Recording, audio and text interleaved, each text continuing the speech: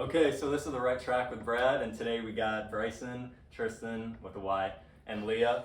And today is going to be more of like a music podcast to see why you three have all gotten into music. I've done a little bit of music myself, but I'm not anywhere near where you guys are at. But the main thing of what I want to say is that you guys are all on worship team for the Baptist Campus Ministry, the BCM, at Western Kentucky University. That's really cool. That's really cool that you guys get to do that, and there's a lot of things that we want to talk about with that. But first, I just kind of want to start with you guys can introduce like your names, I guess, again, and just kind of ask some of those interview type questions before we kind of get into some real conversation. So, what instruments do you guys play? What have you played? You guys can kind of just say whatever. Okay, so I'm Brycen. I play guitar. I can do cajon and drums a little bit, and I'm learning piano. Not good at it. Learning it. Piano's Hey, but I touch you a little bit. Yeah, Yeah, you can get in there. and I sing sometimes. Yeah. Just You definitely do. Just You sing. definitely do. I'm Trystan with a Y. I play every percussion instrument, almost ever. There might be a few I miss sometimes. I play a little bit of piano, and I don't know. There might be another instrument I'm missing, but that's about it. I'm Leah. I play guitar and sing and dabble a little bit in keys, but just a dabble. Yeah. Not very good at them. When did you guys all start? Because I started piano like a year and a half ago, and I'm kind of like self-taught, and I've only just know like a few songs. But like I said, you guys have been doing this for like a really long time. From what I assume, I know you've done it for a long time, but I don't know about your guys' stories. Kind of like what made you start? Was it like a forced thing, or did you kind of end up falling in love with it, or like what's the deal? Like why is it so important to you guys? Because you guys do this every week for BCM, and I'm sure on your own time too. So, You want to take that one first? Me? Yeah, Yeah. I can. I started, 8 years ago now. God, it seems forever ago with guitar. I was self-taught too. One of the guys at my church that was really good friends with my family, he's like, we gotta teach you how to play guitar. Like, we gotta teach you something. You gotta get up there and do something. Because I would sing every once in a while, but like that was it. yeah. So he taught me like my first 3 chords, like just like the basic chords, and like everything else has kind of been self-taught and like kind of just learned along the way. And that's a little bit later in. Like I feel like it's so much easier because I always hear like when you're younger, it's easier Yeah. to learn things like Yeah. like such as like a language. Like it's so much easier to Yeah. learn that when you're younger, or an instrument. 8 years ago, that's like early teenage years. I'm Yeah, it was guessing. my freshman year of high school. You're Yeah, like 14. so- Yeah, probably 14. That's hard to pick up just something like that. Yeah, it was, I don't know, it kind of came more naturally than I thought it would. It's kind of weird, like that's how God gives you gifts, is like things that he wants you to do just come a little bit more naturally than other stuff too. So you didn't have any music background before that. Other than singing, no.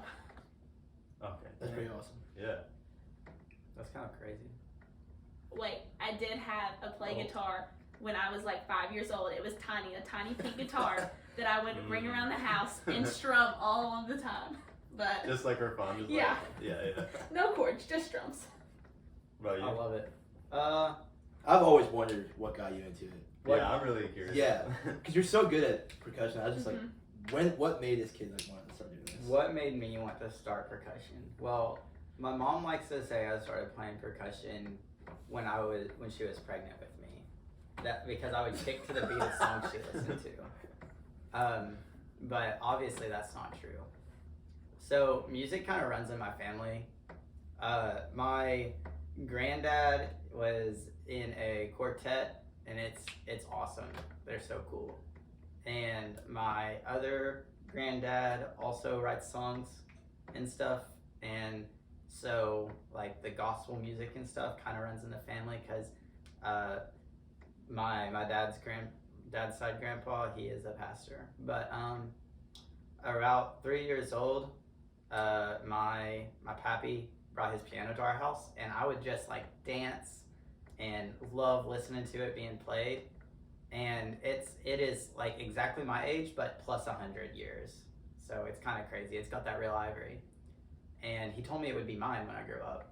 And so at 3 years old, I started learning how to play it by ear, which was it was a fun time. You know, the Saints go marching in and stuff. 3 years old. That's hard though, just playing it by ear. I mean, yeah, but you just sing, and if you're like, well, that sounds a little higher or a little lower, you go a little higher or a little lower. Then you figure it all out. Yeah, You know? I mean, I guess, yeah. There was a lot of trial and error in that. I'm not telling you that I just sat down on the piano and played all the freaking time, you know, like that was not me. But I did learn to play by ear. And then in like 3rd grade, I took guitar classes and at school, and I learned to play a couple things on guitar. I played a little bit of guitar, a little bit of bass, you know, the works, whatever people needed, you know, and whatever I was interested Jump in. around to different instruments, like that's hard to just do that for, like, at your age, isn't it? I think Like, you think you'd pick one, like. Yeah, you do think you'd pick one, but I think a lot of people that are really musically gifted, like whenever you sort of get it, it's not that hard to be like, oh, that sounds like music, you know? Like if I had a better understanding of guitar, I would probably just sit down and play a lot of guitar, you know what I'm saying? But not all the time. It's just like if I found a guitar, I might pick it up and play a song, just like that. Yeah. But You know? there's overlap too. Like once you know how to play one instrument, it's like, oh, I can recognize this. Yeah, and that's the thing about playing piano and percussion. So 6th grade, I started percussion, learned how to read music. Never wanted to play anything else again because, you know, I mean, think about how much fun it is to dance and play the cowbell. Am I right? It's just like the piano and the keyboard stuff kind of transfers over because like mallet instruments are like the exact same as piano, you know, like I didn't have a mallet instrument at home. If I wanted to practice, I'd play it on piano, and like that was a good time, but it's like you just have 4 fingers on a piano, you don't get the full thing. But it's kind of funny, but you'd see me like noodling around with these two all the time. But it was just kind of silly and kind of a silly way to learn to play.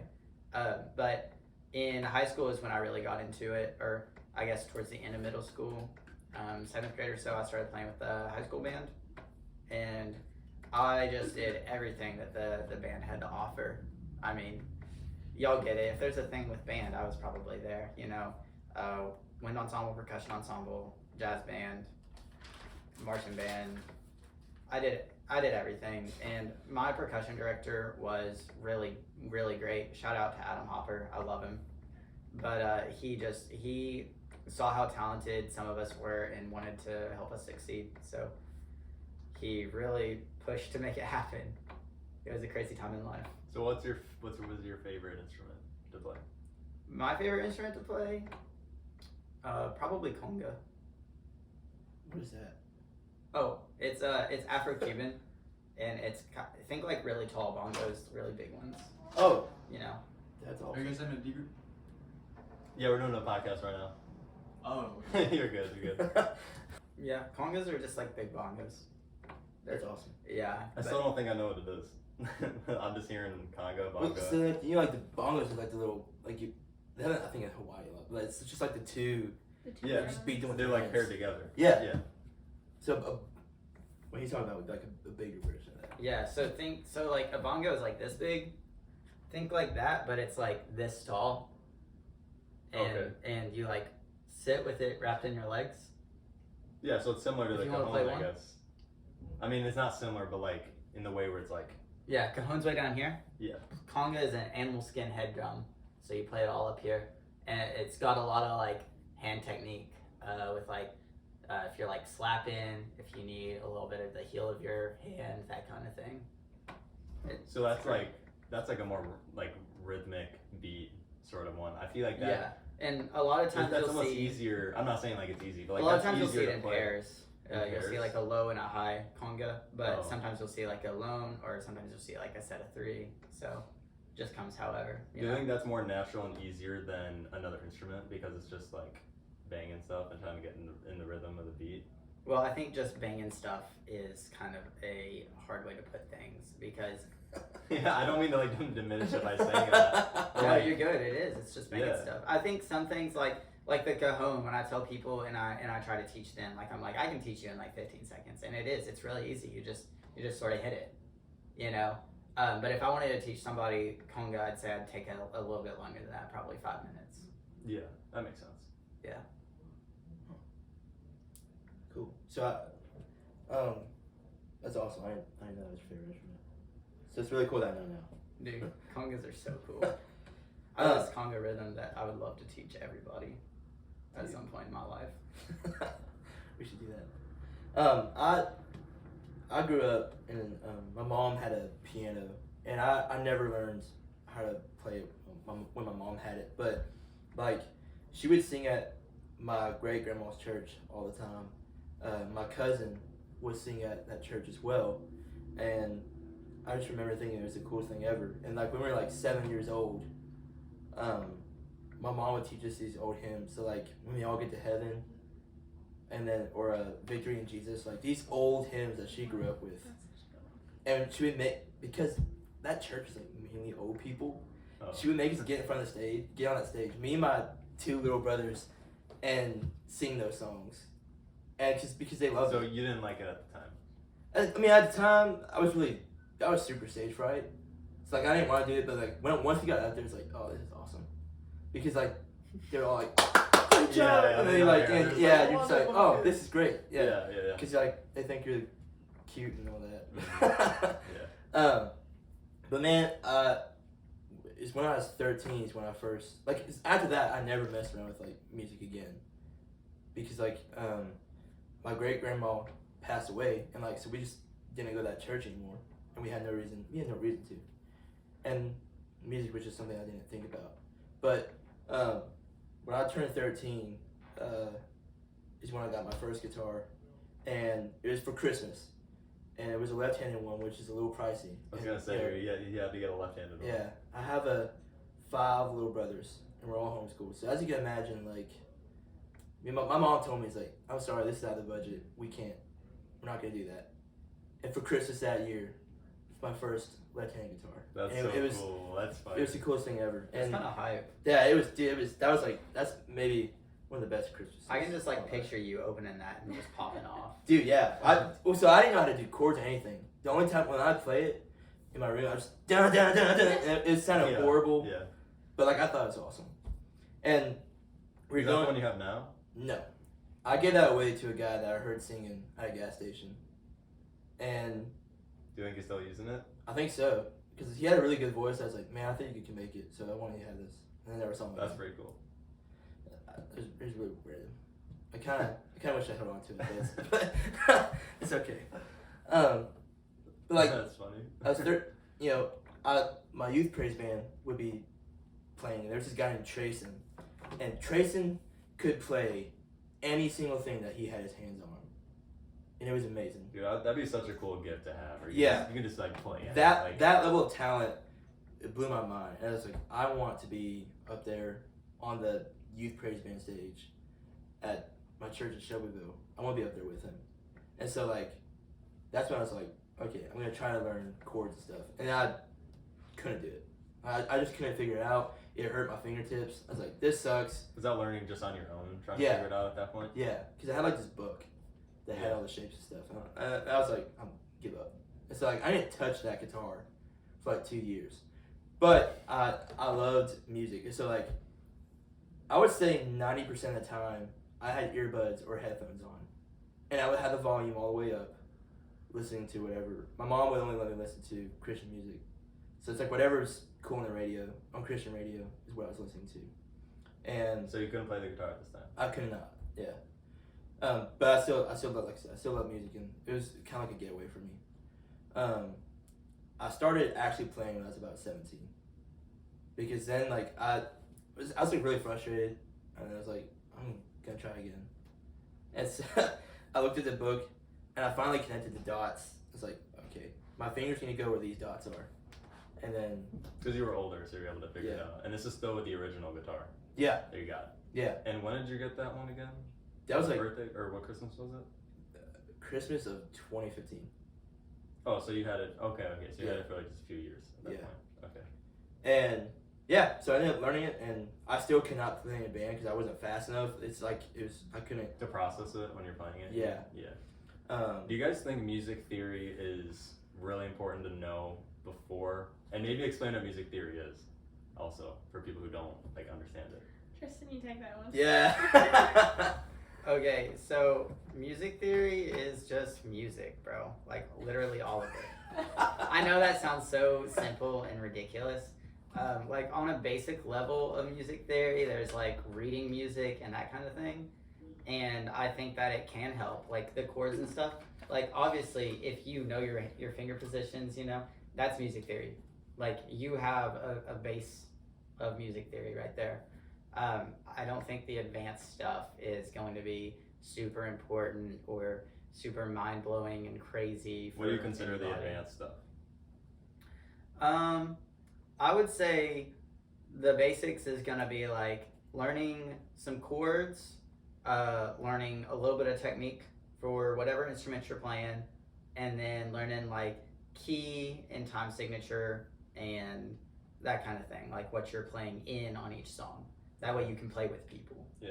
I think past that, anytime you start talking about things that are like circle of fifths or what dominant chords are and that kind of thing, then you start getting to this is a sort of intermediate level of music theory, and it's like that can be really extremely useful for anybody that wants to get better and start improving. Like if you want to go from learning on your own to being like a really great musician, I start looking into that stuff, you know. But then you start getting a little bit further into music theory, and it's almost like a bit of a diminishing return. Like there's so many cool things you can do with it, obviously, but it starts to get so out there and wild and Really? hard to understand that it's... And that's because it's like theory, right? So there's things that aren't like official, but it's still like, oh, well, this could happen sort of thing. No, all of it, like it's pretty well explored, honestly. Like, but it just gets too complicated. It's just super complicated. Dang. So that's more of like the elite people are like. Yeah. The elite musicians, I guess. Yeah. I don't know. Not me. Not me. Yeah, not me. I know the basics. That's about it. That's all you need, I guess. Yeah. Yeah, I didn't really start. I mean, I took a music theory class at one point, I think, but I didn't really start getting into like crazy stuff with music theory or anything. Like I didn't know what chords were for a long time. Obviously I could play them. Yeah. Like if you told me what hand positions go on or what like the bass note would be, I would know exactly what you're talking about. But I didn't have an understanding of the naming convention, if that makes sense. So sometimes you get music theory, you just don't know you do. You know? I think I do, yeah. Mind blown. Because like what I've been doing on the piano is that I don't know I don't know all the music theory. I just play the songs that I know based on like the YouTube thing. You know, I'm not like actually super good with it, but I know enough to play it. So like that's all I can really know, but I can still play all the songs, but it's just probably not the most efficient or like long-lasting way to do it if I were to continue down that. I think something simple to start like down a path of music theory is like, do I know the note names, like, and where they are on this instrument? Well, yeah. You know what I'm saying? Yeah. And then you take it a step further, like, what am I playing here? Like when I play this song, like, oh, this is a C chord, and then you take it a step farther, you're like, what key am I in, or what's the rhythm of this song? You learn how to count through the song, you know, that kind of thing. And you just keep taking one step further, and suddenly you're like a music theory genius among all the people that don't know they know anything. That is crazy. Isn't that? Yeah. Because I'd say I'm probably only like 5 or 10 steps down this path, but it's enough for everybody to go, oh, you're the guy who knows music theory in this room. Yeah. It's kind of like whatever you start, like if you just keep progressing in it, then you're just going to know more regardless of if you're like even trying. I feel like. Like I would never say that I know music theory, you know? Yeah, because there's a lot of people that I know that have been playing for a long time. They don't even know, but they're still really good at what they do. Yeah. Yeah. Can you ever actually know music theory fully? I think there's plenty of people that are experts, Well versed, yes. very well versed. Yes. But I think that there's a lot of things that are like if you get into certain areas of music, you're gonna use a lot more concepts more than others, you know, and a lot of things are just gonna be more applicable, you know. Like obviously, you're not gonna need to know all these different ways to navigate like crazy funky chords or anything if you're not using them, you know, and all that kind of thing, or how to layer everything perfectly. It's just theory for you. But when music theory starts to take place and be active and important is when you can apply it. So I guess looking into the style that you're getting into is important for music theory. So when you're applying it, like when you're just playing for fun, are you thinking about music theory, or is that only when you're actually like training? Well, I guess is it training? Do you guys call it training, or is it just rehearsal? What's like the word for it when you guys are practicing for? Like, we rehearse here. Yeah. 6 p.m. is So rehearsal. you just call it rehearsal. You would you would listen to the songs and practice before you come to rehearsal. That's at home. Yeah. Okay, so like how often are you guys playing stuff like on your own that's just fun versus you guys actually practicing for like an event? I think at home I probably practice 2 hours a day. Like for singing for or an just, event? Or for an event? Yeah, or just like a worship night or For whatever. an event, I'll probably go through a song like once or twice in a week. And then the rest of the time for those 2 hours a day are just like playing for fun? Yeah. I play for like 2 hours a day for fun, and then like if I know that Leah needs me on a Tuesday night or whatever, then I typically try to figure out which songs I'm doing like 3 days before, and then I'll just every night practice for like 30 minutes. If it's an event, I don't really put as much practice into it. Okay, yeah. You guys gotta do the same thing, or like what's the ratio of like just for fun playing versus practicing? Yeah, I don't have a lot of time to just play for fun in my schedule, but that's where it comes in. I would love to have more time, but like yeah, I'll play for like two hours a week or something like that throughout. Just like pick it up, play a few songs, 1 or 2 songs a night or something like that. But for like events and stuff, I try to like play it through 2 to 3 times, because you have to think these are also songs that like most people know. It's like we pick songs that like people intentionally have heard or like can hear like the speed and tempo and all that. Right. So that makes it a little bit easier when you're practicing for events. Yeah, I mean, I certainly don't want to pick hard songs for anybody at a weekly event, you know, because I want everybody to be able to sing along and know what they're doing. But for me, I would say that if I had more time, I would play a lot more for fun or practice a lot more. But I know Brycen knows, like I probably barely ever get down to just practice like actually playing an instrument or something. I didn't bring my instruments with me to school at first, and I only pretty recently brought my drum set. So I don't really play it that much. It would be nice to go down and do a little more, but sometimes like my roommates want to jam a little, you know, that kind of thing, or somebody will come over and ask to jam, and that's usually when I play for fun. But I would say most of my like for fun practice is listening, actually, like sitting down and listening to a song I like or a new song that I haven't heard before, and thinking about how I would play it, how I would navigate it, or exactly what the other like person playing it is doing. You know, or hearing something I haven't heard before. You know, like if I hear something crazy like boom boom boom to ka, I'm like, yo, how would I do that? You know, and so I guess more of my practice is like theoretical and like just like hand motions, if that makes sense. But for like actually events and stuff, I do a lot more listening than I do actually. Like I maybe play through a song 1 time, twice. For the cajon. Yeah, but I'll probably play it on my drum set because my cajon at home is broken, and most people don't just have a cajon, you know. But percussion's easy because you can sit down, you know, and like tap it out on your lap or, you know, that kind of thing. As long as you know what's in your hands. But I think that's really underrated, that you can, like, once you're at a certain level of like mastery in playing an instrument or just being a musician, I suppose, like you can play with other people, and I just think it's so cool that like you're at that point, and I'm sure Yeah, you guys are all at that point. But like, that's so cool that you guys can both be like, all right, we're just gonna jam out. We're just gonna get a few people together and just play like just any song, or like not even like rehearse at all. Just be like, all right, we're gonna play this song, or being around like the campfire and like people can just come together and just like It sing certainly guitar. Like that's so cool. It certainly takes a little bit of time. Like you definitely need to hand out some music, or like once you get a little better, like people can maybe hear it sometimes when they're really good. But, you know, needing to know what key you're in at least or something, or that kind of thing before you're just like, okay, let's jam. But it's a lot easier the less people you have, I guess. Like if there's one guitar player and one percussionist, I'm not gonna worry about what keys they're playing in or what their chords are. Right. But as soon as I get somebody else with a melody, they need to know what's going on. You know? That makes sense. You're gonna say something? I was just gonna say like,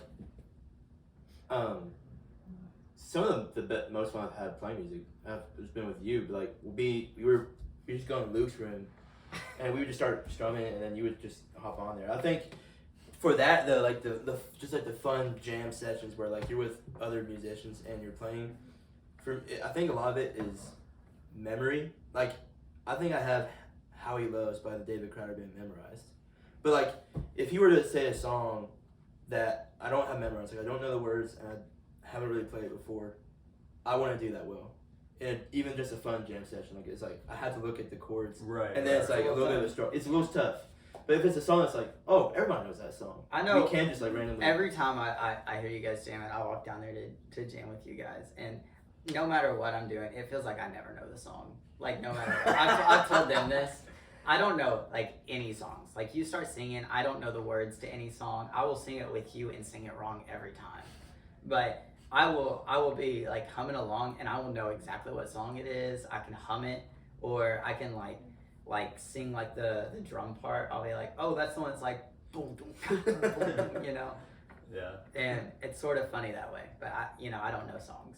Yeah, funny story. I asked Trystan, I was like, hey, do you know like this song the other day? Like, I don't remember what song it was. He's like, oh, that's the one that goes like boom, boom, like down some crazy thing. I was like, I have no idea if that's it. I've had a few songs like that too. People like, oh yeah, and it's like, man, what are you talking about? What? That's funny. But it's like so cool that you can hear that, because like that's something I hear like words and like melody. I don't hear like the behind. Like I think it makes a song so much better. But like I just don't hear it. Like I'm like, I don't know. I guess it's in there. I guess I just listen to music. Like the actual like basic. Yeah, like the sounds. Yeah. That's cool. So for me, like when I first started getting into like kind of learning how to play and stuff, one of my favorite bands of all time is Need to Breathe. And at first, like I only really listened to them because I like the way they sound, because like they're like a southern rock band, so they had all these super awesome guitar solos, and I thought the lead singer's voice was really good. But my youth pastor at the time, I was like, dude, this is like the greatest band of all time. He's like, I mean, they're good, but their lyrics kind of, I don't really feel for them much. I was like, huh. And so like for me, ever since I heard him say that, like You looked at lyrics. I looked at lyrics way more than I looked at sound, and even to this day. So yeah, for me, like you may look more at the sound. I'm always listening to the lyrics. I'm like, what's the song mean? What's it about? Dude, I try so hard to listen to, like every week when I'm picking songs, I like meticulously go through the lyrics and like I like copy them down onto another sheet and write them down so that I'll be like looking at them from my own page, and I've got it all set up, and I'll listen to it and sing it through once, and then I'll break down like verse by verse, like what does this mean? Because I want to make sure that no matter what, like I know what we're singing. Yeah. Like, you know, and lyrics are not my thing. Like whenever I think of a song I know the words to, I know like one part, and I'll be like, I really know that part, you know, and none of the rest of it. So I want to make sure that I know like everything that's being said and everything and what it means and stuff. So what about you? Like, do you like lyrics or sound? No, more? I hear lyrics. Lyrics. Yeah. Okay. I've always been like when I would like for songs that I liked growing up, it was just like how it sounded. Like I didn't think about the lyrics, and you know, that's kind of like when you're a kid anyway. But even like when I was older, like I would still, like be listening to music, and then like I remember one time like I was listening to this song like in the car, and then my friend was like, "Bro, like, bro, are you sad right now? Like, why are you listening to this song?" Because it was like a sad song, and I'm like, "No, it's just like it just sounds cool." It's just kind like, of popping, ain't it? yeah, and then I started listening to the lyrics, and I'm like, yeah, I guess I can see why that'd be kind of weird to just play that in the car. But so then I started like thinking about it more, and then like you said, I actually started looking at lyrics more too. Well, like another reason. But some stand out more than others. Like, oh, like clearly, like the song is about this. This is the Yeah. lyrics. There's some But really. the way it sounds is really good. Like I used to listen to Juice WRLD all the time. Dude. Because, like first of all, his voice just sounds cool, and Yeah. like just all of his music. But then I'm like, man, maybe I shouldn't really be listening to this. I didn't really realize, and I was like, like it sounds good though, you know, like it sounded good to me like Yeah. at the time. I think But- there's some really cool musical moments where like the sound of the words is the important part, and so Yeah. it makes it really easy to remember those lyrics. Yeah, and that's no, I kind of agree. nice too. Were you gonna say something? I was gonna say like, cause I also like I think I've been writing songs since I was probably like 15, and so like that also is just kind That's of when you got your guitar. no No. no Like I had a it couple like years 2 before. yeah. Okay, yeah. No, but like, just I started because what that youth pastor said. I was like, okay, now I need to go and I need to write the best songs ever, lyrics that I feel like people can relate to and that I would connect to, and then like that's what that I think him saying that, and then also like me looking at the songs for myself and being like, oh, I really connect with what this artist is saying, and then writing my own stuff. It's drilled lyrics into me. Yeah. So, sometimes to the point where like I can ignore how it sounds. That's And then- hard to do though, to just write music though, because you can't just write random stuff. Like it's gotta Yeah. work. Yeah. When I was like 13, I think the first song I ever written, it was like, Jesus, you are my fire. It's like super weird. But like, That's so cool though. I gave it to my youth pastor. I was like, I wrote this song, man. And he was like, He's like, I think we can sing this So song. he's just No, it was he's just brutally honest. No, Well, I'm just kidding. it was bad, dude. Not like even like me looking back, I was like, that was horrible. Every song that I wrote when I was like 13 was absolutely Well, terrible. you were just a kid, like Yeah, we'll see if you compare now. yeah. Yeah, I think each and every one of us can say like coming like from where you started to where you are now, the change is crazy, and you can like see how much better you've gotten. Like even like, I saw it today. It was the first time that I played in front of a church, like play guitar, and I couldn't follow along with the sheets. Like these guys were doing stuff. I was like, what are you guys doing? I was freaking out on stage. Was because, like, it chord charts or? yeah, it was a chord. I couldn't play along with anybody else. Really? Like the way Wow. that I can now, where it's like, oh, this is easy, dude. 2 years ago, I couldn't do it, That's crazy.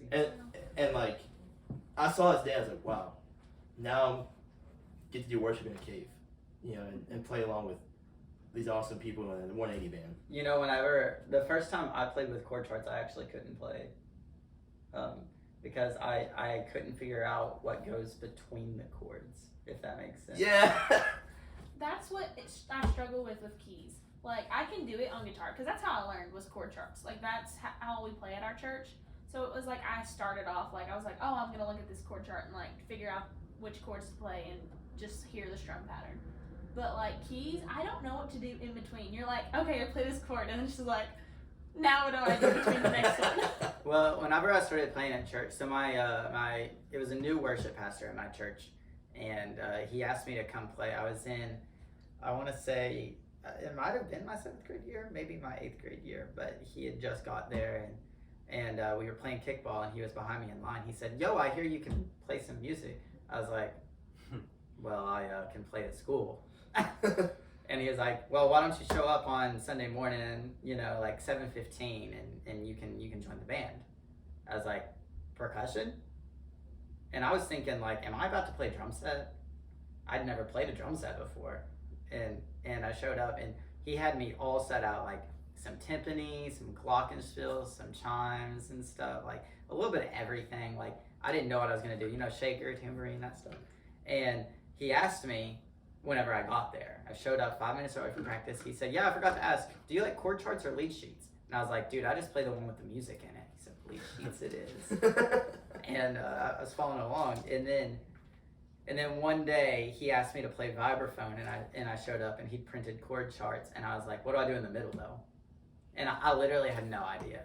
But it's just so silly, because whenever I was looking at like all the percussion music, it was so easy to find things to do in the middle, because he would print me percussion music for 3 people, and I didn't know, so I was playing 3 people's parts. And you know, I would have like a shaker and a tambourine in one hand sometimes. Like, I was going crazy because I thought my part, I was like, man, my part is so hard today. No, I was just playing a bunch of different parts. That's really funny, actually. But I mean, I figured it out eventually, but it is difficult, like learning what goes in the middle and stuff. Do you ever write music? I wrote one song on my own, and then I helped Brycen with one. But that's about all of my. I thought maybe like it was like a connecting to lyrics thing makes you want to like write music. I don't know. I think like used to, like before a while, like when I would listen to a lot of secular music, it was like all about the sound. But I think like once I transitioned over like listening to more Christian music, like that being my main type of music, I was like, wait, these words like have an actual meaning. I think that's what kind of got me more into like listening to the lyrics. Yeah, that's kind of nice. A bit more. Yeah. Because it was like, oh my gosh, like Christ did do all these things. Like I shouldn't just like be singing them, just sing them. I should like actually understand like the why am I saying this? Yeah. Kind of thing. Yeah, and like when I'll be singing the songs like at BCM or just at church, there'll be a lot of words where like I don't know. Yeah. Or like phrases that were said, and I'll be like, they're saying this like over and over in the song. Yeah. Like, what does this mean? And that's another thing about music. It's like when things get repeated over and over, like it stays in your head, and you're like, okay, well, what does this mean? Like, I don't actually know. And even for things when it's just at one time, you'll be like, oh, I know all this parts of the song. This is one part like I don't get, and then, but yeah, especially for like Christian music and just like any form of worship music, I think it's really good to actually know like what it is, because like you said, like that's what Christ did. So it's cool to see that. But yeah, I think it's cool to see that too. But now let me ask you this: so, is how apparent or how common is stage fright at this point for you guys? Like, is it every a time I thing? get on stage? Is it really? Every time I get on stage. Because I'm like comparing it to, because I've done it a little bit, but I'm with other people, like when I was playing keys, so it's different. I'm kind of in the back too. I'm not like in the front with the keys, and it kind of just feels like to me it feels like a group presentation, but instead of one person going at a time talking about a group presentation, it's like everyone's playing at the same time. So I would think it'd be less pressure, which it did, because I knew that my one like instrument is not gonna overtake the whole song, but you're singing, which is a way bigger component of people realizing if you're gonna like mess up, even though like if you mess up, I bet like nobody would notice. But like, why do you still feel like that even now? I think doing it alone is definitely like still super frightening. With a group, I think it does get better, just because you know you have other people like helping you like get there. But I think like it just all comes down to like, I don't know, there's some people that like get more anxious when like there's around a lot of people and like stuff like that, and I think that's definitely something that can make you like nervous. Like I know my hands get all sweaty like every time I get on stage. I'm like, oh my gosh, there's so many people here. But like it's also, I know that God gives me the power to do it, and like he's gonna like help me through it. So it's like kind of like that trust. You're like, yes, I'm scared because that's just my natural reaction, but like I know that God has me, so I'm gonna get up and do it for him. Right. What about you guys? You feel that? I'll let you go first. I think I have a big answer. I guess I've been playing for way too long, but whenever I play any percussion instrument, it's kind of like, a lot of times it feels like I get up there and there's not like nobody else. Like the end of the stage, like that's the end of the room. It feels like sometimes. So you're just kind of getting a flow state. And yeah, I guess so. Yeah, that's a good way to put it, for sure. But sometimes I do look up and it's like, it's kind of nice to know that, like, it feels almost like as if, you know, you talked about like dividing up the pressure among the group. Yeah. It feels like everybody out there is part of that division of pressure, if that makes sense. Like because they all want to sing along and stuff, and so they're putting themselves out there just as much as we are in a sort of way, it feels like. But that's only when I'm playing percussion.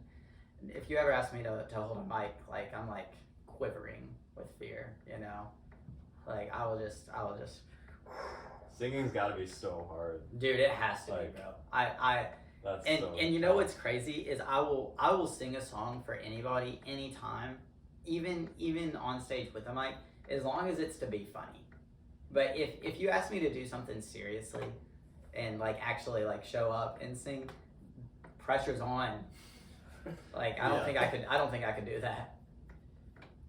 Yeah. I think the same thing. It's like with like the same thing you said too. It's like the sweaty hands and all that. And I really, I think here lately especially, the more that opportunities I've had to play, the more, for whatever reason, I think most of the time it's just my pride and ego get the best of me, honestly. But like just start thinking about, do they like how I'm playing? Is it too fast? Is it too slow? Is it too loud? Am I overwhelming the group? For me, when I'm up on a stage, my brain won't shut up, and it's just like it can be tough sometimes. And for me, that's when Are I'm you ever able to tune it up? Yeah. So one of the best playing experiences I've ever had was me and us 180 2 weeks ago. We did Hallelujah for the Cross, because I looked out into the crowd, and I haven't ever done that while playing before. Dude, that's dangerous. It's dangerous, yeah, because you might be really nervous. But I saw Noah Pike and Trevor Champion and so many friends of ours that were just fully immersed in the worship, and like that's when I had like this moment of like, it is not about me and it's not about anyone on stage. It's all for Jesus, and it's all about Him and worshiping Him. And even if the song we're doing is like some secular artist, like you can use that to point people to Christ. Like you can use your talent. Yeah. So like even when you're standing in front of people that aren't there for a worship service, they're there for something else. Like you can use that for the glory of God, and like just having that moment of like, it's not about me, and force yourself to look out at the crowd and just kind of take on their energy. Does that make sense? Yeah. No, like, I definitely feel that. Yeah, I like, definitely understand that. That helps me so much get past it, the nerves a bit, because like I'm also on like Instagram and stuff. I put out a lot of songs I write. Dude, there's like the version that I'll put out on there takes like 30 tries to get to. Really? Dude, yeah, because I'm so in my head about, is this bad or Yeah, good? that makes sense. And yeah. That's how I feel with like running sometimes, where I'll be like, oh, I have to do like super good, I have to do this like every practice, and then I'm like, okay, like first of all, it's a team, it's not like it's not just my performance that's gonna like hold everything together. That doesn't mean you're not gonna try. Right.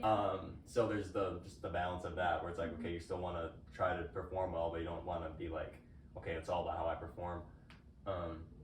So yeah, no, like I understand it in that sense. But also when I was doing the keys one time, I did look out and at the crowd, and it was really cool. It's like, man, everyone's here to like worship like God. Yeah. Like that's so cool. And then as I'm like looking at everyone, I'm like, oh wait, what's the next one? And like I gotta quickly go to the next. And I'm like flipping the pages. But I would call that the curse of musical talent, is like, for anyone that has it, is like a lot of it hinges on what the other people think. In a way, to be successful at it, you have to be good. Like you can't just go there and not know what you're doing. yeah, you have to care a little bit. You have to care a little bit. And so finding the balance of like not letting that be too much to where it inflates your pride and ego, but also like playing because there's a Bible that says whatsoever you do it as unto the Lord. And that's why you have to do the things you do. I think there's like a good middle ground between caring so much and just not caring at all, where you are exactly active enough that you can show up and play as needed, be ready for the criticism or whatever's going to come your way to make the worship better, and just as equally get there and feel the energy of the crowd or whatever and be absolutely entirely lost in worshiping the Lord. And you know, like obviously you have to play it like you're there to sound good, but I guess at least for me, like a lot of it, like it comes down to muscle memory. You know, like you're just playing along, but you're really here to worship. I think that's kind of why me and Trystan, like, we try to, as leaders of the band, like, one of our, like, main objectives is to, like, remind the band, like, hey, before we practice, like, we're here to worship God. Like, our hearts, like, why we're doing this matters. Like, the reason we're up here is not for ourselves. It's not to be seen. It's not, like, so that everybody can hear us. It's so that people can join us in worshiping God. Mm-hmm. Like, yes, we're there to lead, and that's an important thing. People need someone to lead them in a song if they don't know the song. But like, also, we're not there to be seen. We're there to help them kind of worship and glorify God. Yeah, no, that's definitely the right way to look at it, for sure. That definitely helps with the pressure too. I'm sure. Yeah. I haven't done it a few times with these two awesome people. That's something I've learned a lot. And like, just like, you guys are up there, and like, you guys are really immersed, and like, this is in worship. And so like, when I'm like, I love playing and then looking over at Trystan or looking over at, and they're lost in that worship moment, and it's the most beautiful thing ever. And like, that's when you hit that moment, you're able to feed off them too, because like, I look at Trystan, and we just know, like, there's just some sort of language that crosses in your mind. It's like, well, let's play harder. But like this, because I learned so long ago when I was playing in percussion ensemble that we would pray before we go on, you know, and we would always try to make sure that like me and the other Christian people in the band, we would try to make sure that we were doing it in a godly way. And so whenever I played, like, it was, even though it wasn't like worship music or anything, we were playing for the Lord, and it makes it so much easier and just to have that connection. Like whenever you guys, like, whenever you see each other and you're in the band together, like, you just know that we have the same intentions. Yeah. You know, like, you know what's in each other's hearts for a second, and when you connect like that, and it's just a crazy feeling, you know. I mean, I think music is so cool because like everyone likes music, you know. So when you guys you can't not like there's no way you don't. Like, there's so much music. There is something out there. Like like you like something. So it's cool that you guys get to do it like together and are just like continually growing and learning in it. I just think it's really cool. But before we kind of wrap up, like, let's hear some of the biggest music influences or favorite songs or genres, whatever you want to share. Something that's like a fun thing that you guys, I don't want to say fun fact, but like just something that you guys are passionate about in music, whether it's a influence or favorite song. And I know yours is Need to Breathe. My favorite band is Need to Breathe.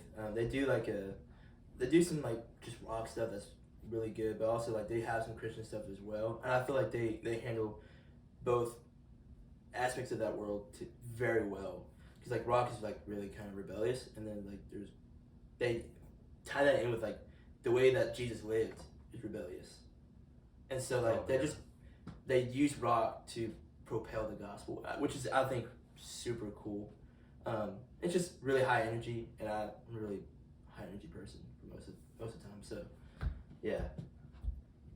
Dude, this is a hard question because I feel like I just Dude, this might be the hardest question that I've ever been asked. It feels like. So. Dang. Yeah. Dude, I just listen to everything I can get my hands on. As a music-y kind of guy, I just love finding new things to listen to all the time as much as possible. And I know you guys know that, because like I'll come in talking about how I found this new funk song or this new jazzy song or whatever I want to listen to that day, you know. But I would say some big influences growing up was my pappy's music, and he was in a gospel quartet, so there's always gospel music, and it was always around. And I listened to a lot of K-Love. It was always on the radio. It's always Dude. listened to. Yeah. You can't tell me, dude. K-Love. You cannot go wrong with K-Love. It's so fire. But whenever I was listening to a bunch of secular music, and every time I take a foot out the door, I always want to find something that is like so far out there musically to listen to in a way, I guess. Like I almost want to find new genres or find ways to relate to genres and then bring it back to how I feel about it. So I'll find something that just sounds insane, and then I'll be like, well, this kind of sounds like this that I listened to before, and then I'll find a way to like relate it back to some comfort music or something, and I think that's really nice. And that lets me explore like a ton of stuff. You know, I'll listen to some jazz and funk or hip hop and rap or some R&B. So you do a lot of reflecting. 90s hits. Yeah, You do a lot of reflecting on lots whatever you of listen to, reflecting. and that helps you like search out for like new music, I guess. Yeah, and not only search for new music, but also just to enjoy the music I've learned to listen to, I guess, if that makes sense. Just whatever you listen to really understand it. Like, I mean, I don't want to listen to a song and not know where did it come from, why did they write it. Oh, really? What does it mean? So you want to know like everything about it then? Yeah, it's kind of nice. Yeah. Yeah. But for me, if I hear a new song I like, I'll just throw it into a playlist. I'm like, that's gonna be really fun to listen to when it randomly comes up in shuffle. Like, And dude, sometimes it's a song that I dislike, and that's the crazy thing. Like sometimes I find a song and I don't like the way it sounds, and I'm like, why did they write it that way? What did they mean? Okay. What's the point of this? And how can I take away from it? Is there anything I can learn about it? Dude. Dang. That's pretty good. deep. That's interesting. Find the thing like in the song like I don't like this, but what can I take? I've never done that before. There's got to be something you can take away from. Like if it's music out there, if somebody's listening to it and they're listening to it for a reason, I bet. Yeah. Dude. You know. That's. Dude, such I a valid always point. think about that. Like I'll hear a song I don't like, and I'll be thinking, someone out here likes this song. Like, Right? the person who wrote it likes it, the band or whatever. Yeah. And then I'm like, man, someone's listening to this song probably like right now, and they're like, this is my favorite song, and I just don't understand, you know. But And like, that's there's- what's cool about music. Yeah. Like, you can appreciate anything. And Yeah. it's crazy because sometimes I'll like find a song I like and then go check out an artist. I'm like, no, it's just this one song. Oh yeah, I know, that's the worst. Like, oh, I go and hear all the music. It's like, oh, Dude, I really like this album, but that next one was just bad, man. Yeah. And I might never listen to that album again, but I'm gonna find something in there. And a lot of times I'll end up like listening to songs that I don't like a lot, because I'm like, what can I get from this? And it'll be Dang, like that's for a full crazy. week, I'll just listen to That's a song I hard. dislike sometimes. Wow. You open up my brain. Sometimes I will. Sorry, before you get to go, I will listen to a song that I don't like, in giving it a second chance for me to like it. So if I Yeah. hear it like 4 or 5 times, Mhm. not like in a row, but like just throughout like a week or something, then I'll know if I actually like the song or not. Because there'll be songs where, like you like it right away, right? Like there's a bunch of those that everyone has. But there'll be ones I'm like, it's not really that good, but I'll give it a few more chances, and then I'm like, dude, this is like actually And sometimes really solid. it can like grow on you like yeah, that, right? Yeah. Dude, there was it's- this yeah. song that kept coming on, like on my Spotify shuffle or whatever. And I've got a really long playlist, but I have free Spotify because it just takes you places, man. Like Mhm. sometimes there's an advertisement that just sounds good, and No. sometimes there's like it just won't let you play what you want to listen to. And I know that sounds so ridiculous, but it's kind of fun sometimes. So this song came on once, and let me tell you, it was so stupid. It was it sounded silly and ridiculous, which I know I'm a silly and ridiculous man, but I don't often listen to silly and ridiculous music. It was The Summer of Tomfoolery was the song, and it kept coming on, and I was like, I don't want to listen to this. And then, like, after it came on probably 15 times without me wanting it to, I was like, what is that song that's stuck in my head? And then I was kind of like, this is kind of funny sounding. And now it comes on and I just laugh. Like, I kind of enjoy it a little. Yeah, you know, yeah. like sometimes they grow on you a little. And I'm not telling you that to tell you that it's a good song. Like, it really is just kind of ridiculous and like dude, it sounds like it came out of a cartoon. So sometimes I'll keep a song I don't really like just because of like the time period of when I heard it or who I was with when I heard Yeah, it. that's Like, cool. oh, that's a funny thing I can just remember. Yeah. But, yeah. Well, I kind of have two answers to your question, so I can't just choose one. Right. Right. Yeah. I can't There's just no choose way. one. So like one is more of a genre. It's like that old gospel, like old time gospel music. Cause my church is like it's all older people. There's like 20 to 30 members that come every Sunday. Like very small. Like we get up on stage and like we don't practice anything beforehand. It's you just get up on stage and you play. You just That's play and awesome. figure out the chords and like Do you that's get nervous kind for that? No, just No. because I've done it for so long. Oh. What church do you go to? That It's does called Piney Woods Mission Church. Oh. that? I visited there once. Really? Yes. We'll have to talk about this later. No. But yeah, so it's like really small. So just like that old gospel, like old time, like upbeat, like I don't know, it just hits different because it's like that's what I grew up listening to. But and then the other one is Lauren Daigle, her song "Trust in You." That is like the first, like, I guess contemporary Christian music that I learned to like play on guitar and I sung like in front of people. So I first sung it at my church. So that was like, it was like, because we don't sing contemporary Christian. So like I'm the only one that sings it at my church really. Whoa. Which is really cool when like the little kids, they'll come up Yeah. with me and sing. They like ask me. It's so cool. That is fun. So like just that memory of like how it brought like the younger generation like into our church and how it like included them, I guess. And then it was also the first song I sang in front of like a big group of people at a competition, like of like 200 plus people. Oh. Yeah, and like granted, I went from 20 people to straight to that. Oh. So wow. like I remember I was like Wow. so sick to my stomach before I went on, but like then once I got out there and I was like singing it and I was like remembering the lyrics and like trust in you. It's literally about trusting God. And Yeah. like I'm like, oh my gosh, this is so good, and like getting into it and like completely forgetting that there are 200 people listening to me. It's just like so amazing. That's cool. That And is you have the awesome. nostalgia component Yeah. there too. Yeah, that's cool. That's cool. But yeah, is there anything else you guys wanted to add, or are you guys wanted to do a song together? Is that what it was? You guys have time? For Yeah. that? You got time? Let's do it. All right, sweet. Well, before we get to the song, this has been The Right Track with Brad, and we got Brycen, Trystan with the Y, and Leah. So, yeah, now we can do the song. See how that goes. Like we'll do like just that instrumental there, and then we'll end the chorus. And that, like for the last chorus, let's go acapella. Let's just do it. Do this when you're ready. Ready?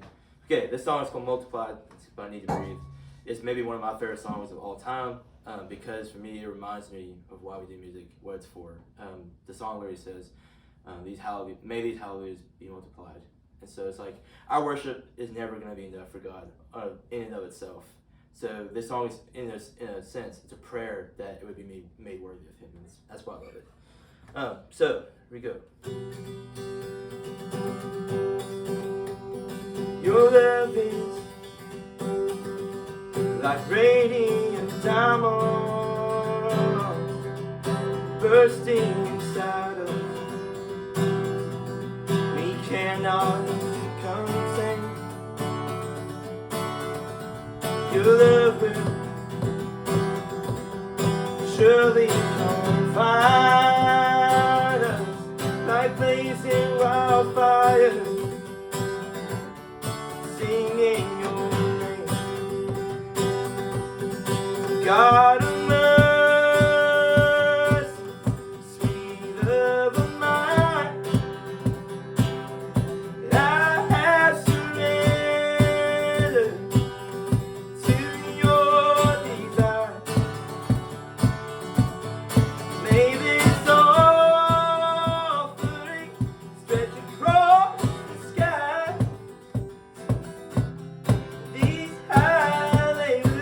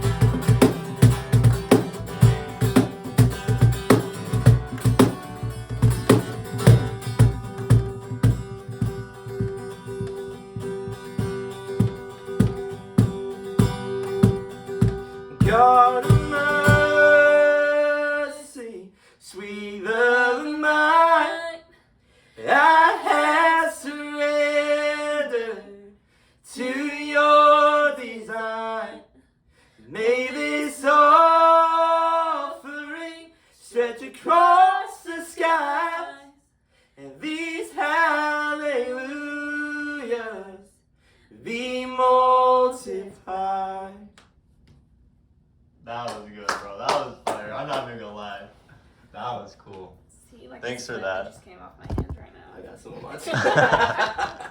Good job. Where's the sweat at?